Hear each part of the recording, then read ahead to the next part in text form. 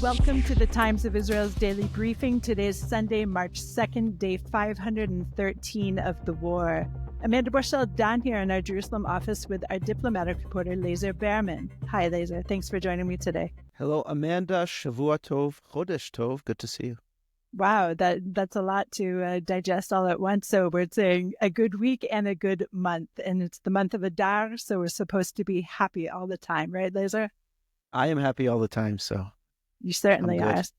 So the first phase of the hostage release ceasefire proposal ended yesterday. And this morning we're hearing that Israel is stopping aid into Gaza over Hamas's refusal to extend the ceasefire. Lazar will fill us in on Israel's newest proposal and Hamas's stated reasons for rejecting it. We're also hearing that Prime Minister Benjamin Netanyahu and Defense Minister Israel Katz are instructing the IDF yesterday to prepare to defend the Druze majority city of Jaramana, which is on the outskirts of Damascus in Syria. What does this mean exactly? And as the U.S. expedites delivery of approximately $4 billion in military assistance to Israel, Lazar will speak about the recent brush-up between U.S. President Donald Trump and Ukraine President Volodymyr Zelensky and whether Israel should be concerned.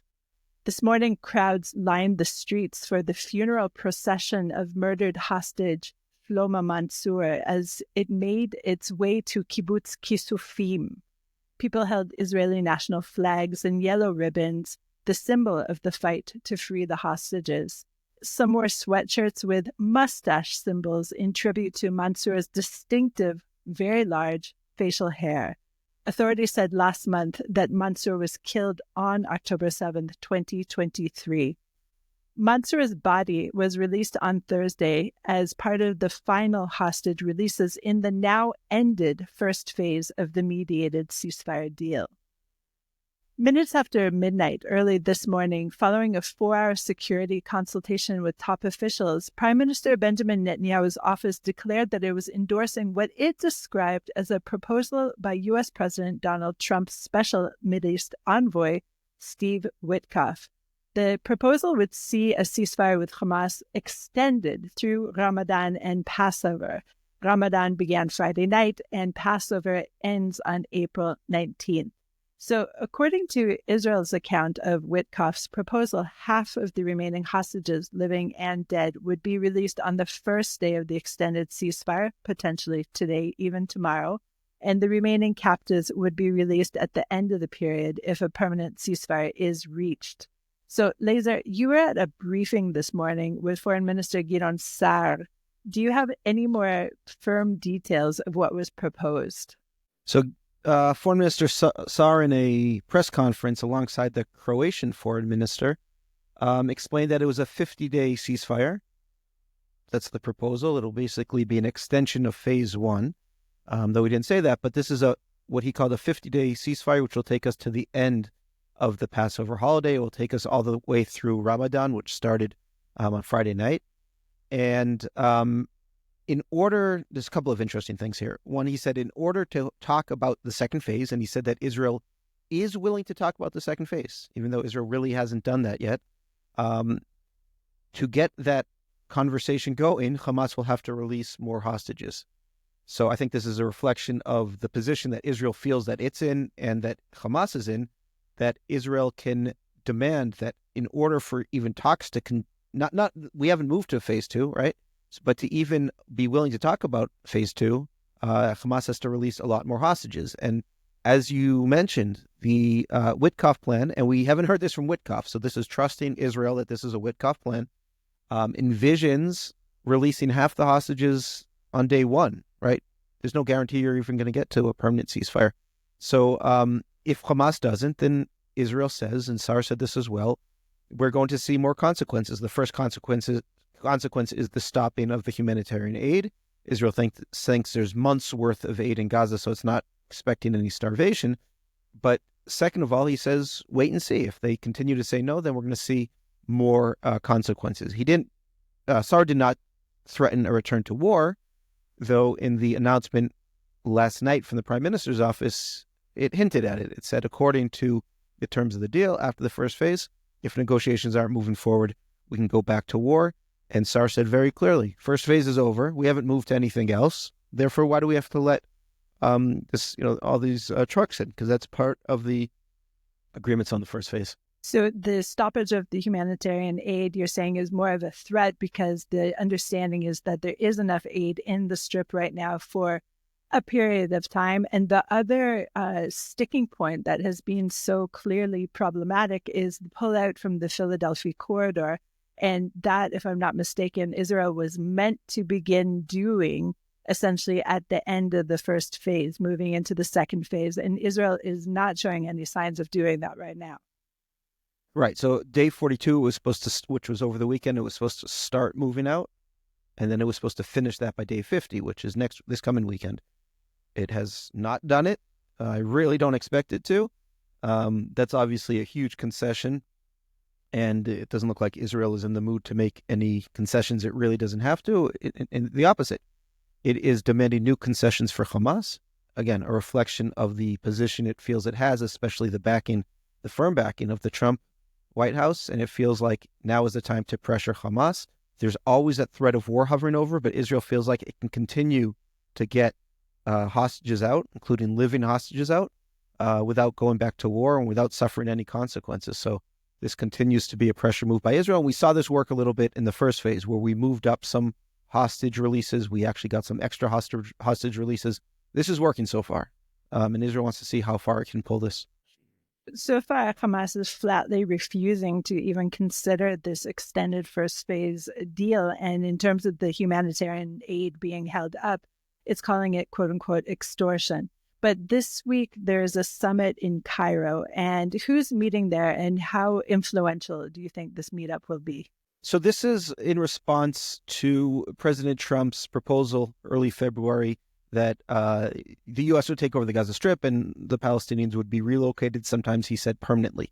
He singled out Egypt and Jordan. These are two countries for which accepting hundreds of thousands, tens of thousands, who knows how many Gazans or Palestinians in general is a red line.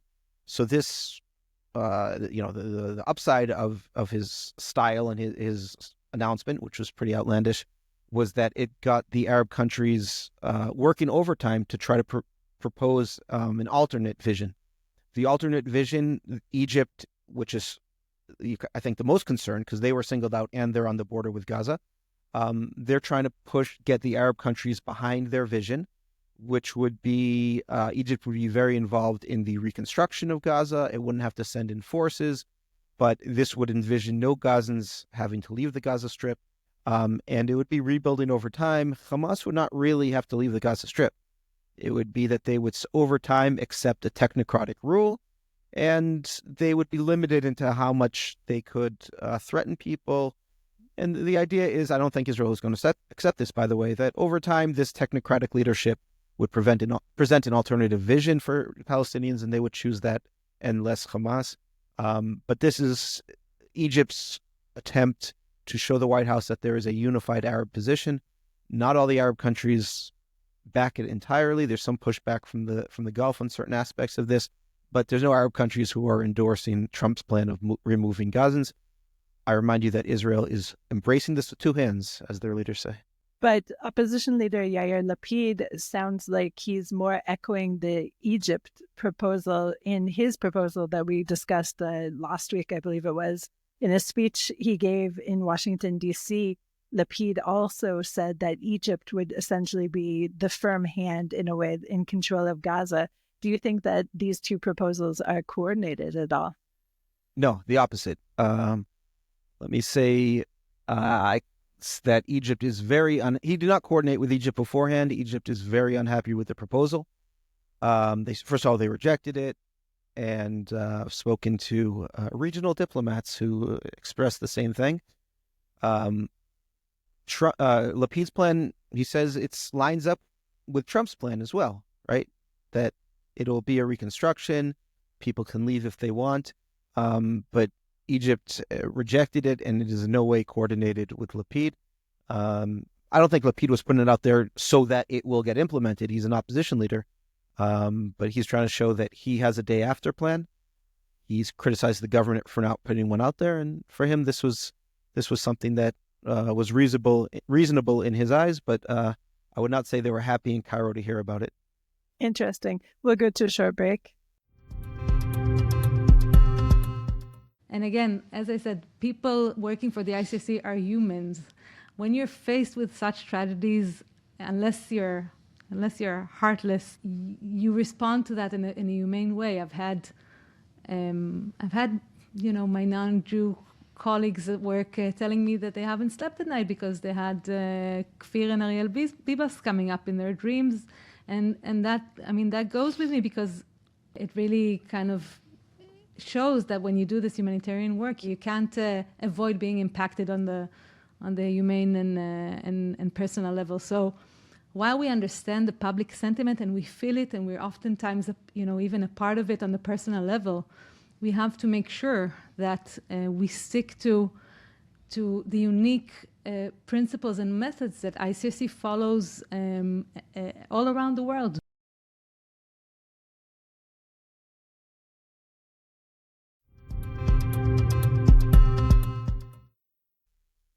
And we're back.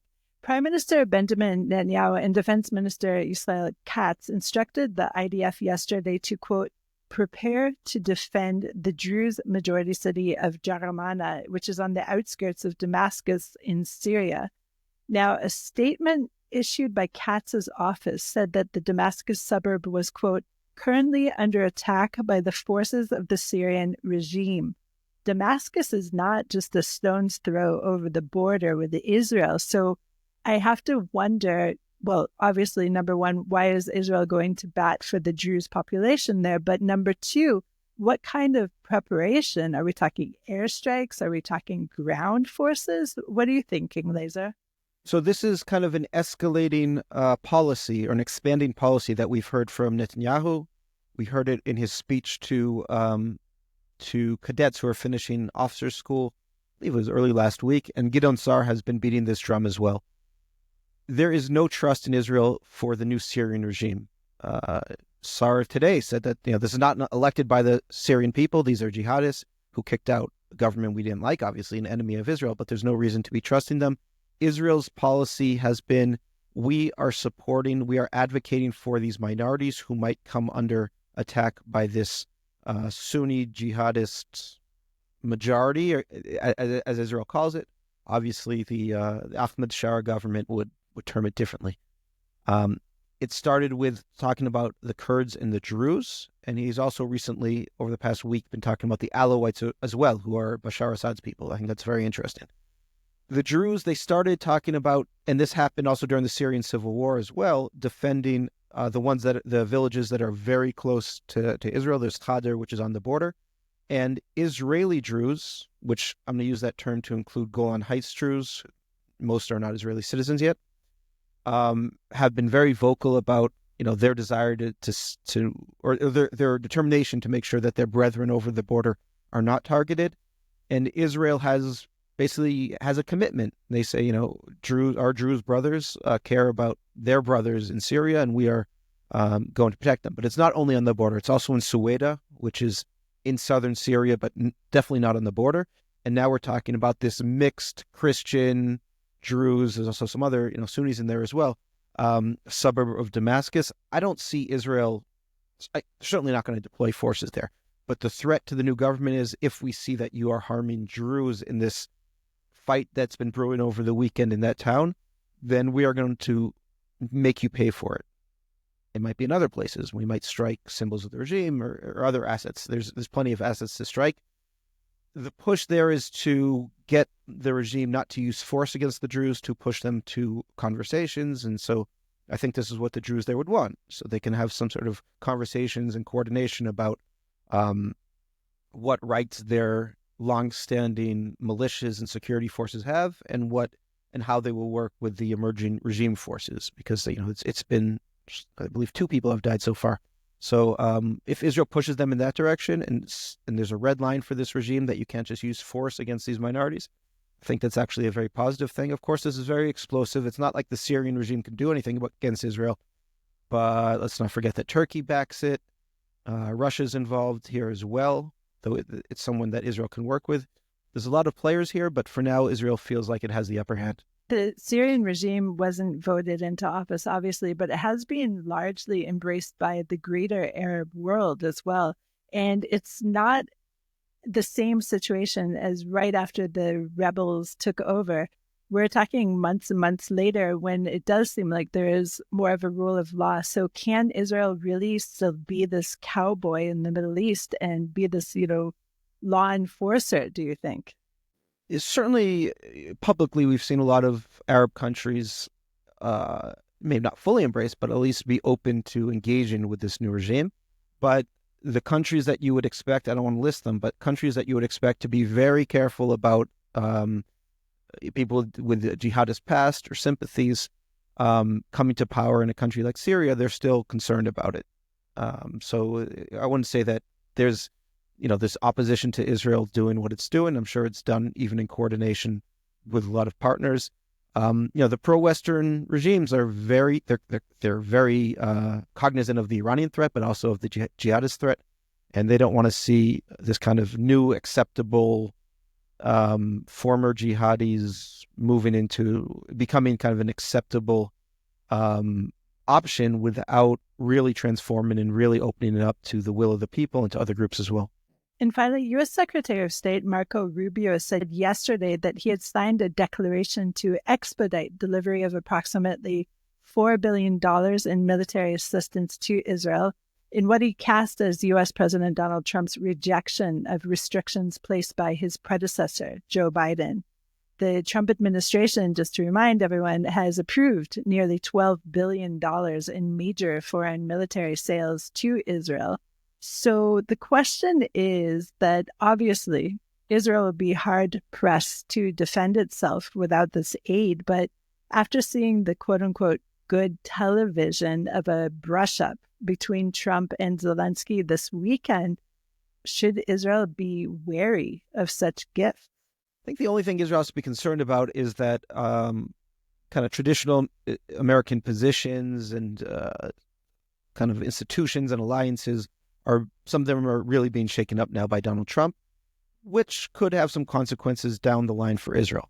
But to say that Israel and Ukraine are in the same position, no.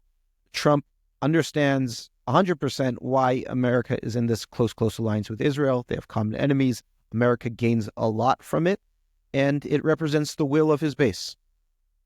Those things are not true for Ukraine, right? It's not like a bunch of technology is coming back in from the Ukrainian military to the United States. I don't think Trump sees Russia as necessarily an enemy of the United States like he does Iran. He sees it as a power that can be dealt with in a more intelligent way and could even become a partner. And his base is not into this flow of money to Ukraine. So it's very different from Israel. So I think we have to be careful if we start panicking that, just because he berated Zelensky, he's going to berate Netanyahu. And let's also not forget, Netanyahu is very good at playing the Trump game and saying what needs to be said and not saying what doesn't need to be said. I don't think he would find himself being dragged into a fight in front of cameras or even behind cameras like Zelensky did, which I think was a huge mistake. Netanyahu, of course, does always wear a suit as well, so he has that in his favor. But I see how Zelensky is being received in the UK, right? Yesterday, he was embraced really by Prime Minister Starmer. And today, I believe he's met to meet with the king. It just seems like a real flip side in terms of reception. What do you say about this? Well, Europe is dedicated, the unifying kind of cause for Europe right now is support for Ukraine. They certainly feel the Russian threat.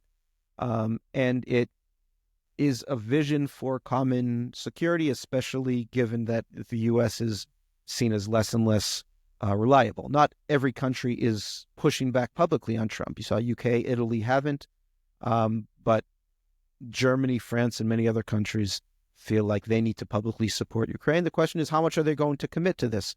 Are they going to commit a lot more money? Are they going to come up with a credible defense threat? But this is the cause that has unified Europe for the past 3 years, and I think they're happy that they found something that they can present in opposition to an American presidency that they probably are not huge fans of, but they know they have to work with and be careful around. Again, they're probably telling Zelensky, you did not play that right at all. We understand you're a wartime leader, but the press conference was going well. It was friendly. There was kind of this friendly physical contact. You could have handled that very differently, and we'd be in a very different situation right now. Lazar, thank you as usual for all of your updates and insights today. Thank you, Amanda. Thanks for listening to the Times of Israel's Daily Briefing. Please check out another episode tomorrow. This episode was produced by the Podwaves. If you have any questions or comments about this or any other episode, please drop us an email to podcast@timesofisrael.com. Until tomorrow, shalom.